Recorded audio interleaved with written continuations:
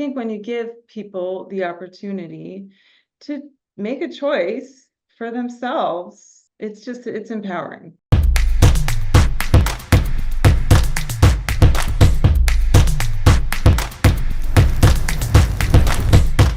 Sara from Detroit is a proud wife, mother of two, an entrepreneur, an advocate for climate change, a believer in her community, and a driver for finding inspiration all around us. Sara, thank you for joining us for the Fireside Chat. Thank you for having me. Nice to be here. I know we have a number of different paths that we can go in today's conversation. Let's start off with where you currently reside. Detroit has been your home for the past 12 years. Can you tell us what you like and what you enjoy about Detroit, Michigan? Yeah, yes, we live in Detroit. I really love the change in seasons. There's quite a drastic shift from the winter to the spring and summer, and I just find a lot of just beauty and inspiration in the change of seasons. And it's a majority African American city. My husband is biracial, African American, Caucasian, and we've got some mixed kids, and we live just in a beautiful community, very vibrant, and it's just really helped me to get to know just the beauty and culture of the African American community being in this city. It's just a very vibrant art scene, which we're both artists, and just the culture and the food and the people. The people are just so nice and loving and warm. And so I've just really come to find this place as home through the people here. I can vouch for some of the food and some of the people in Detroit. My wife's even from Detroit, so I can definitely vouch for that. Your wife, mother of two boys. Can you brag about your boys and your family? Yeah. We have a lot of fun. Their age is going into sixth and eighth grade. And they're just awesome kids. I feel like they just love their mama, and they're very grateful for all the years I poured into them. I was a stay-at-home mom, and so I'm just feeling that love energy coming back from them in so many ways. My oldest son, he's the house chef now. He cooks almost all of our meals, so that's the way I can brag on him and receive some love energy from him. And my youngest is just full of joy, and we laugh a lot. We like to watch sports together. He's a big sports fanatic and a Lions fan, being here in Detroit. So big sports fanatic. You said a in-house chef. What's yes. what's the meal of choice? Oh wow. He does like to make fried chicken a lot, and Asian fusion dishes, and meat. He's definitely a meat lover, so we eat a lot of meat. All right. What is something that you try to instill in your kids on a regular basis? Yeah, I think ultimately just kindness and thinking of others, and even just thinking about how your everyday choices really can impact not just the people you live in your house with, but people on a global scale. And even just down to simple things, like I'm kind of obsessed with hanging laundry, which kind of drives my kids crazy, but I really am trying to train them that every little bit makes a difference. If you choose to hang your laundry instead of dry it, it makes it, if everybody in the world did that, that's a huge environmental impact. And it also makes your clothes last longer. And there's something beautiful in taking the time to do an extra 5 minutes of a chore that could be a meditative experience and not seen as like a drudgery. So little things like that, trying to teach them just joy in small things, but being a sense of awareness about your daily choices and how it can affect others. I imagine that's a tough lesson in a world that is so impatient to go ahead and let your clothes hang dry. Yeah, and they don't always do it, but I try to try to encourage them to. What about their life would you say is drastically different than your own upbringing? Mm. Yeah, I grew up in a town in Northern California, almost to Oregon in the mountains. And so it was very rural. And so they're growing up in urban Detroit, we're a 5-minute drive from the city center. The unique thing about Detroit is there's a lot of green space, and urban gardening is a big thing. And we have a community garden right here on our street, and so many houses have empty lots next to them. So we're not like right up against our neighbors everywhere, so there is some green space in Detroit, but a rural versus a city environment is pretty different. And so they're learning street smarts and taking city buses and going down to the YMCA downtown by themselves on the city transportation. And yeah, so that's probably the biggest thing I would say. You went to college in Cali, even worked in the fashion industry in LA. What is maybe one or two things that shapes you the most from your time in California? California is such a beautiful, unique state because of the diversity in geography. So, like living in LA, you're right by the ocean, and you turn around and the mountains are right behind you. So you could literally, like where we used to live, we lived in the middle of Hollywood. I would put my son down for a nap, and I would go hike up to the top of the Hollywood Hills and be back in 45 minutes, and, be up at the top of the hills, seeing the whole ocean, and then be back for, his waking up from his nap. So that I miss hiking. I miss the mountains. And I'm really grateful for the Great Lakes here, though. Get that sense of water, connection to water. But yeah, nature's always been a biggest source of inspiration for me. So you just got to find it wherever you're at. And I've learned, even just in my side backyard here in Detroit, just hearing the crickets and seeing the trees change color. Even though we don't have mountains, there's still a lot of beautiful nature around. Can you give an example of how you're able to find a little bit of inspiration from nature, definitely in the Detroit area? One of the kind of core things in this clothing project I did this last year is I made this collection of 45 outfits, all made out of repurposed, upcycled pieces of material, other pieces of clothing. So it's the whole story of representing how clothing can be made in a way that's considering the climate by using materials already in circulation. And so instead of just doing a fashion show in some building or on a runway, I was like, I think I want to unveil this collection in a slow way, in a 1-year process, and do it outdoors in nature and ground and root to the change of seasons. And so I use this, it's called the Wheel of the Year calendar, where there's 8 dates that mark the 4 change of seasons, and the 2 solstices and the 2 equinoxes, which are right in the middle of each season. And so we went in outdoor natural places all around the city of Detroit, not going outside of the city limits. So we were in a park up the street from me. We were down on the riverfront. We have a beautiful riverfront with a big Belle Isle State Park, which is like an island right in the middle of the river. We did some gatherings there, and some other places. It's beautiful old cemetery that I found. So there's just so many opportunities to connect to nature wherever you're at. And so this project was a beautiful exploration of that. And so the people wore the clothes that I made, and the gathering was sort of like a half photo shoot. We did a video and took photos, and then half community grounding and rooting in nature. And I invited people to contemplate whatever's happening in their inner journey in connection with what's happening in the outer journey of nature. So for like the winter solstice, it's a time of just like stopping, resting, stillness. Nature is just like, pausing. And how are we invited into a season of stillness during the winter?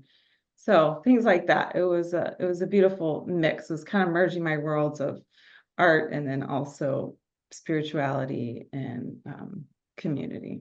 I love that. Where did the drive for fashion and designing your own line come from? I've been making clothes since I was a kid with my mom and my grandma. They taught me how to sew, so I have a deep connection to my grandmother who's passed, and and to just multiple generations back of women who that's what, they call it the women's work. That's what they would do. And so I think there's just a beauty in connecting to, past generations through a craft. And when I was a kid, I grew up in the 90s. It was actually cheaper to go to the fabric store, buy fabric, buy a pattern, and make your own clothing. And that was one of the driving forces that always drove my mom and my grandmother to do that. Well, then what happened around that time, 90s was, I mean, even starting the 80s, was the sense of companies going offshore and producing things much cheaper. And so it was no longer cheaper to do that. And then the clothes in all the stores started getting cheaper because of all the offshore labor. And so sewing has become a bit of a lost art. And so I've been passionate to teach my boys how to sew since they were little. My chef son made his own apron all by himself a couple of years ago. It was really cute. And I've done other sewing projects with kids in the neighborhood.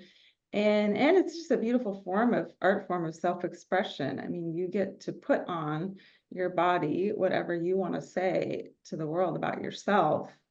And how beautiful and empowering is that, as opposed to just wearing a big brand name? You're like advertising for some company, which, I do like brand name things too, but at the same time, think it's more empowering to individuals to be able to express themselves. So, and where I grew up in Northern California, in Redding, there just weren't many clothing options, and I was not satisfied with the clothing options at stores. So it was a mix of, my mom and my grandma teaching me to sew, and then me wanting to express myself. So I started going to thrift stores and repurposing it at a very young age, and just fell in love with the craft of it.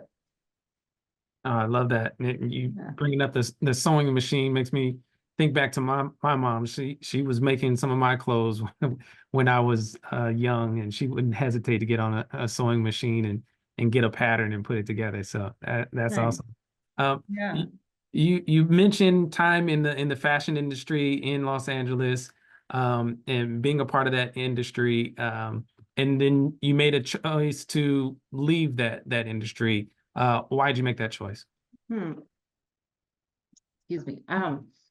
Yeah, so I went to design school. I went to school in Seattle and then New York City, and I got to intern for like Donna Karan and Vera Wang in New York, which was great experience. And it was just a lot of fun to be in the energy of New York City. And then after college, I decided I wanted to move to LA because that's where a lot of designer jobs were. So yeah, so I got to have a career, in my 20s, 30s, designing for manufacturers based out of LA. And that's where I met my husband as well.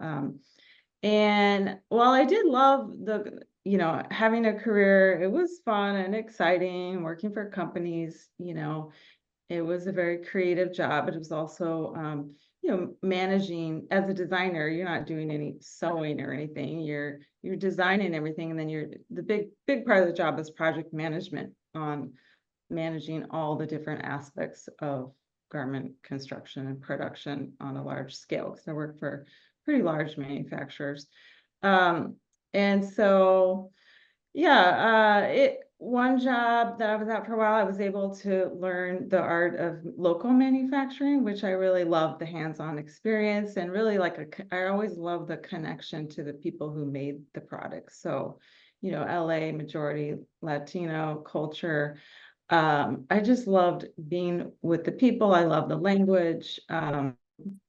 And as a designer working local manufacturing, you're very hands-on. You're physically going to this factory, to this dye house, to this embroidery place, you're overseeing everything getting put together. And and so I really loved and enjoyed that process. And I think because also it was just connected to the people. Then the last company I was design director for, it was just a total shift. We manufactured everything in India and China.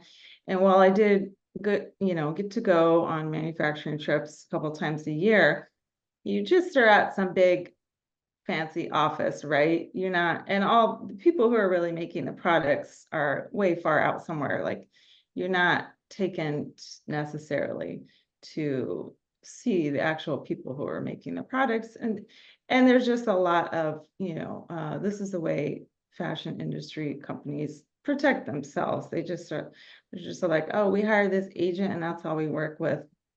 And it's very much of a legal, trying to protect themselves from any potential, things that are going on that are illegal and behind the scenes. And you're trusting that one agent. You don't necessarily know if they're trying to make an extra 10 cents on a garment by sending it across the border or taking it to some back alley type place where there's child labor or slave labor, just to make that extra little amount, which is very common practice. So after years of being in the grind, working for these companies, it was like a decade of putting together the puzzle pieces of like what's really going on as far as people on the planet in the large scale manufacturing, that just made me fall out of love with the fashion industry. And the more I did research and learned statistics, I just knew in the core of me that the things that I was designing were in the hands of people that were suffering, and the people were the afterthought. And just bringing some product to market that is cheap enough price, it's going to win over all the other products on the market. It just felt soulless and empty to me after a while. Yeah, so I decided after about 10 years of doing that I was just going to stop, and I just needed a break. And during that break period, a few of my good friends in LA, also believers, we went to church together. We're like, we want to go to India and work with these women in this artisan group. And so I ended up helping them start a fair trade company, and it still exists today. It's called Raven and Lily. And basically it was just like approaching the art of design, but with a whole different shift. So the people were priority, and the product existed really just to uplift and help these women living in extreme poverty. So we worked with women in India and East Africa, and so that gave me like a hope for, how I could still be a designer in the industry, but with a whole different value system. Why? So, yeah. No, thank you for sharing that. Why was that important to you? Why was making people the priority so important for you that it meant you needed to have a shift in career and needed to redirect your focus? It was just like, what is the bigger purpose of our life if we're not loving people well, and if we're destroying the planet and not caring about people, then like, what is the purpose of our life? So my day in, day out reality as a designer, while yes, I was paid a lot of money to be in that role, it was not healthy for me. I was very stressed out, and it affected my health. And it just, I don't know, it felt meaningless after a while. So money was not interesting to me. I didn't want to sacrifice that just for the sake of money and some prestige of a career. Art. How is that factored into your journey and what you're doing right now in the Detroit community? Yeah, thank you. Yeah, so I feel like I had a former life before kids that was fashion industry in LA. Then we had our first son in LA, and we were just really looking for a different pace of life. We're both artists. Looking for a city that was creative, and maybe just a little slower, not so intense cost of living. So because I really wanted to spend time with our children and not have someone else raise them. So that's kind of what drove us to Detroit.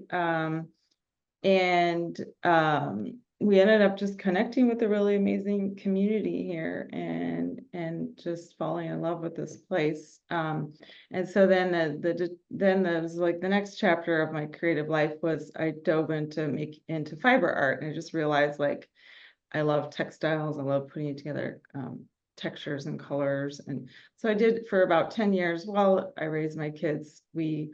I did a lot of art shows. I did installations. I did wall pieces. And it was just a very beautiful therapeutic outlet for me, I think, which I really needed, being a full-time stay-at-home mom, especially those early years before they were in school. And I was able to contribute to the artist community here, which was great. And then the last few years, I always thought maybe my world of clothing design and fiber art, those would somehow merge. So this clothing collection that I mentioned earlier, it's called the Unity Collection.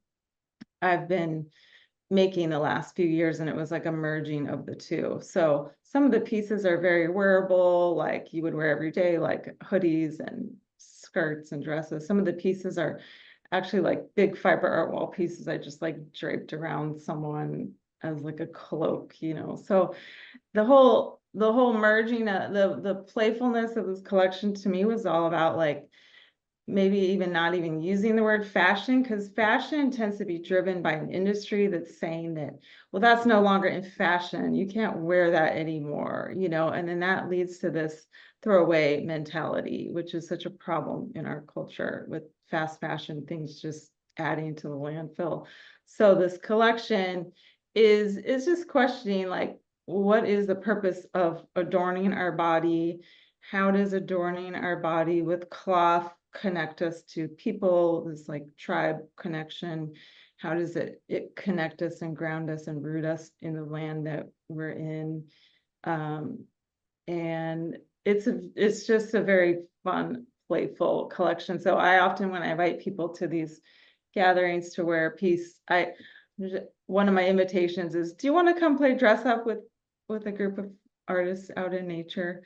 And there's like a return to this childhood joy, like playing dress up instead of necessarily being so concerned that what you're wearing is in fashion dictated by an industry that just wants to make money and wants to keep changing all the styles in order to make more money. Let's talk about faith. You have a place where people come together to get deeper into their faith journey, and it's not just one particular faith. Can you share more about that?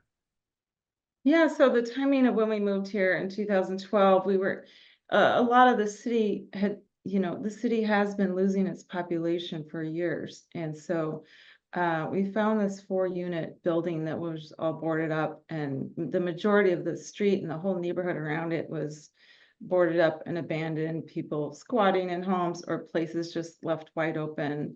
So we found this 4-unit apartment building that was basically like a brick shell. Everything had been torn out of it of value, and we were able to buy it for like extremely low cost. This is why a lot of artists were moving here in Detroit in the early 2000s. 2012 was when we came to buy properties, so they had more time to make their work. And so yeah, so we were able to buy this 4-unit building, live in it, fix it up. And then we were also able to buy the house right across the street, which is very affordable as well. So we live in the house across the street that we purchased. The 4-unit building we call the Selah house. Selah is a Hebrew word in the book of Psalms, and it means to stop, pause, and reflect. And so we just really liked that word for the vision for the house. The Selah house is a place for artists to come and spend time, to take a break, to pause and reflect, to take a break from their day in, day out, whether it's a week or a few months or living here longer term.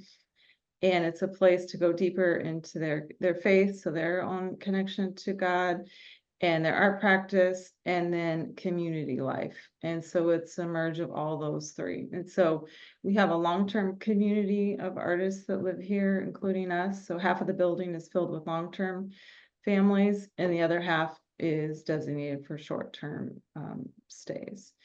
And yeah, one of the things that we've been doing, we have a big attic space in the building that it's dedicated to be a prayer space. And so the long-term community here is rooted in the contemplative Christian tradition. And so that means, so we host 3 different prayers a day in the attic space. And They're about 20 minutes long, and it's inspired by the monastic tradition of taking time out of your day. And also Islam, of course, is well known for that, taking time out of your day to stop and pause and pray. And so we host these Christian type contemplative prayers, and the style of them is feels our vision is that they feel open and hospitable to people of other faiths as well. So all people are welcome. How has that given you a sense of doing community with others, whether other artists or other people who are residents in the Selah House? When you live in close community with people, you realize all of your choices impact each other. When, for instance, like a group of moms, I mean, and this goes back to the FII group I was in, it was a group of moms that lived right here on our block, and we all had a common value to be around with our children. And so that made us be around as a community as well. We were available to each other. Our children were available to each other. And that was a life choice. It was a choice. It's, instead of pursuing other things, a choice to make that sacrifice to be home and available to community. So yeah, I've learned a lot in community life. There's definitely the American individualism that's so rampant in our nation, but I think ultimately we are all in charge of the choices we make and the lifestyles that we build. And so instead of choosing multiple cars and big fancy house, we've chosen a fairly simple lifestyle in order to make time and space for community and each other. You mentioned the FII group of moms. How did FII get on your radar? I think we met, was it once a week or every week for a certain amount of time? And they had like a cash stipend to show up at the meetings, which was honestly very helpful to all of us in that phase of life. And but I don't think that was necessarily the driving force, but it was a motivator, which was helpful. And we were just all in the phase of life where I think we needed community support, and all had various projects going on in our lives and dreams and visions. And it was just really helpful to show up once a week to be accountable to each other and to those dreams and visions. And the kids all played together, and it was a lovely support system. Do you still keep in touch with some of the members in your group? Yes, we do. We're all on, we all still live here on Blaine Street and in other neighborhoods close by. And so we're all very well connected with each other. How's the neighborhood changed in the 12 years you've been there? Yeah, I mean, when we bought the building, this street was about 20% occupancy. The rest of the homes were all boarded up and abandoned. And it's all these beautiful old historic homes from the early 1900s. And so, and then one of the cool things is that there's this community development organization in our neighborhood called Central Detroit Christian, and they've gotten a lot of federal grant money to fix up a lot of these abandoned homes, and they've kept them specifically for low-income families. So they've kept the rents affordable. And then they helped a lot of people who they knew were grounded and rooted in the community acquire the properties at a very affordable rate. So most people in our community are homeowners, and people didn't have a lot of money, but they were able to buy and fix up homes. So people have helped each other fix up homes. And yeah, it seems like if you move to Detroit, you basically become a DIY handyman person. And my husband I never saw him with a hammer or a drill in LA, but certainly in Detroit, he's like sanding floors and doing all sorts of renovation stuff. And I know I mentioned to some that I kind of teased at the beginning that you received a mini grant from FII, UpTogether now, but FII back then, and you used it however you wanted, and you used it to kind of supplement a surprise birthday trip to Morocco. to try Yeah. and reignite your creativity. Can you just talk about that experience and being able to use cash to find your inspiration in another continent altogether? Yeah, that was such a gift, and I'm so appreciative. Yeah, my husband and my best friend, they got together and like surprised me with a trip to go meet her in Marrakesh in Morocco, when I turned 40. And that was just a big gift because being at home with the kids the early years, it was really hard for me. I had postpartum. It was just intense. And while I did love being at home with them, I really did also miss my career and my creative life. And so the 40th birthday coincided with the kids like were finally in school, and it was a little bit of a celebration trip, but also like a chance to just kind of reconnect with myself and my sense of adventure and travel and love other cultures. And so it was like, I think we just barely had any money. He had enough money to get me there. But he didn't really have spending money at all. And so yeah, I talked to Jennifer from FII and she was like, I think you can get a micro grant for that. And I was like, really? So it wasn't a lot of money, but it enabled me to actually, what that grant did, it did enable me to purchase some things directly from artisans there, like rugs and, pillows, all the beautiful textiles that are still remain such an inspiration and reminder in my home today. And so that FII money pretty much went directly to these artisans in Morocco and even invested in those communities of mainly women being at home making these products to make a living for their families and children. And Morocco is just such an inspirational place. It's just it's like a kid in a candy store for a textile artist, just colors and textures everywhere. And so to be able to just step out of my life into a whole different beautiful culture and just be inspired by the people and other ways of living, and also back to the faith thing, in the Muslim culture you hear the calls of prayer 5 times a day in such a powerful way there. That was just really beautiful and inspiring.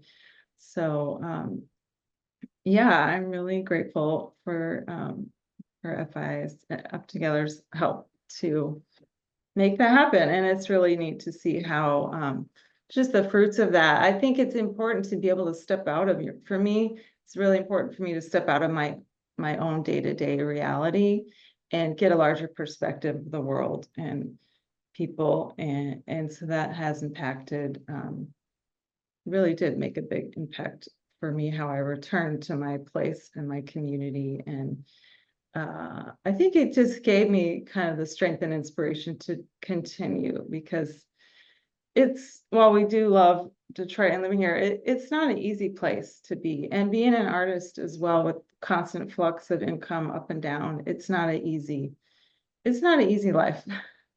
You have to really feel like called to it. So. That sounds like an amazing experience. What value did you place on being able to use the cash investments however you chose, rather than only being restricted to you spend it a certain way? Yeah, I mean that's huge, right? I mean, it's like, when have you ever had that kind of freedom? Like, seems like we grew up, your mom's like, okay, you can have 20 bucks, but it's for this. I don't send my kids to a store with money and just be like, buy whatever you want to buy, but maybe I should. Maybe they would surprise me with their choices, and so I think when you give people the opportunity to make a choice for themselves, you know, they, I don't, it's empowering. And that's all I can say. I think it was just extremely empowering to receive that gift and the freedom attached to it. I love that. I realized I didn't get a chance to bring up sustainability or circle back to sustainability in the previous call. It was something as simple as just recycling in the Detroit community. Can you share a little bit about that? Yeah, when we moved here, there wasn't much city infrastructure. There weren't even streetlights. on the streets. And so there, of course, wasn't curbside recycling. And so you had to care enough about recycling to organize all the different things in bins in your basement and then take it to this big recycling center and separate it and everything. Which I kind of enjoyed the process. I actually learned a lot about how recycling happens by doing that instead of just like throwing it all in one bin. But then a few years ago, they did get curbside recycling, but still residents have to care enough to buy a $25 can and have it delivered and all that. So, you know, driving around the city on recycle days, you don't see many blue cans out. I mean, it's probably less than 15–20% of people that actually recycle. So I think there just needs to be a lot more education, and I have been impressed by our kids are in a public charter school, and they certainly are talking about climate issues from a very young age and a level of awareness. So I'm encouraged for the future because it seems like it has entered the public school system as far as education, but then there's just a big gap of years and generations past that didn't receive that education. So there's a lot of work to do on the basic education. But as far as back to the fashion industry and textiles, this is a huge issue in our country and in the world, that the majority of clothing or the average fast fashion garment is only worn about 9 times until it gets thrown away. And it's made so cheaply that the fabric breaks down, that thrift stores can't even accept it. And so all this stuff gets bundled into massive shipping containers and shipped offshore to Africa and to South America, and basically just dumped on these communities.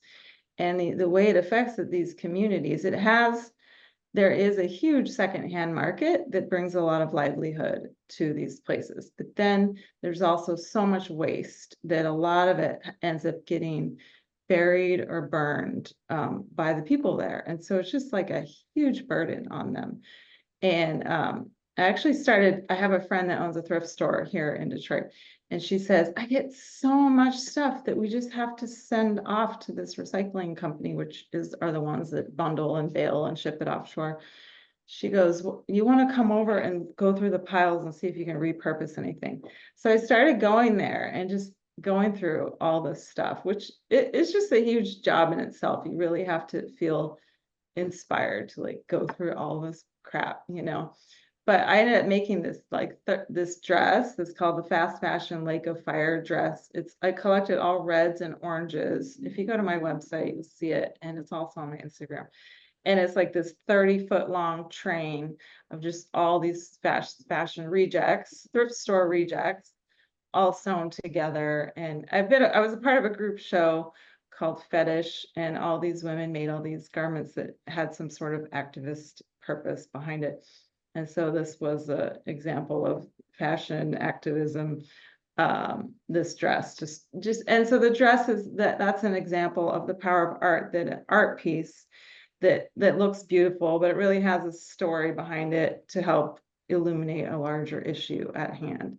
And so I just really believe in the importance and power of art to be able to talk about issues and hopefully inspire change for people. So back to textile recycling, there's no place to recycle textiles. You basically just need to find a purpose for it in your home and somehow give it a new life, or it's honestly better to just throw it in the trash than it is to send it to thrift stores, because it's a burden on them to try to figure out what to do with it.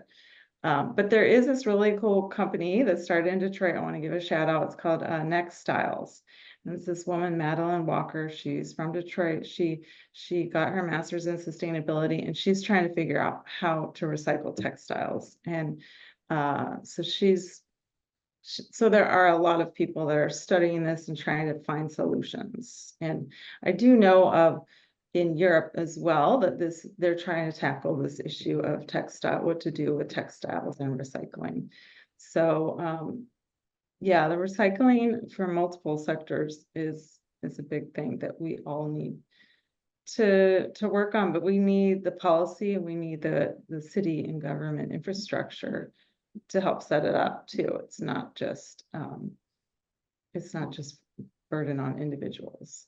So It starts with systems change and policy change, right? yeah. Yeah. And also buying, there's this cool place called the I'm blanking what it's called, but it's called a refillery, or it's a refillery. Instead of buying like laundry soap in the plastic laundry container and recycling that, you take your container, your glass jars or whatever, and you go refill your things, kind of like back in the day going to a general store. And so that's just cutting down on the amount of trash usage as well. How's the community you found in Detroit influenced you and your art? Yeah, good question. Well, the community we ended up landing in where we bought our property and live is a community of Christians who have basically decided to live in a very intense urban environment, and root their families and their lives there to help make a difference. And so I've been very inspired by this community that has, left the fancy houses in the suburbs or whatever to just come be in a place and listen and learn well. And so that's really inspired me to just the power of just actually being a good neighbor and being in a place and rooting yourself there in order to just listen. And so actually when we moved here, we took about 3 years to just really kind of listen well before we really started the sale of house or other things.